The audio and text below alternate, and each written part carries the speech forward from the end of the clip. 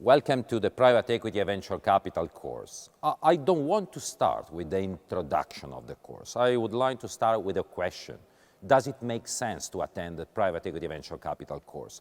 In my opinion, there are 4 very good reasons to say, yes, it makes sense. And I hope you will agree at the end of the course.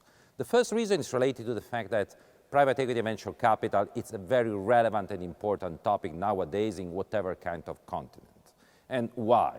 The reason is related to the fact that private equity and venture capital are fundamental tools to sustain, to enhance economic growth, development. And in a certain sense, private equity and venture capital means to deal with the future. Let's imagine, for example, a young start-upper willing to launch a company. In a certain sense, it means to finance a dream, the future. The second reason is related to the content. Content are very rigorous, solid, complete, but also exciting. The course is based on 4 different modules that cover a lot of topics related to private equity and venture capital. The first module is related to discovering the taxonomy of private equity and venture capital. That means to discover a lot of business behind the definition of private equity and venture capital. The second module is devoted to legal issues and taxation. In finance, legal issues and taxation are really fundamental because it means to deal with the vehicle you are going to use to invest in private equity and venture capital, but it also means to discover the mechanism enhancing performance. The third module is related to the so-called managerial process. That means to understand all the fundamental activities and topics related to private equity and venture capital entities investing money of investors. And the last module is related to company valuation and deal making.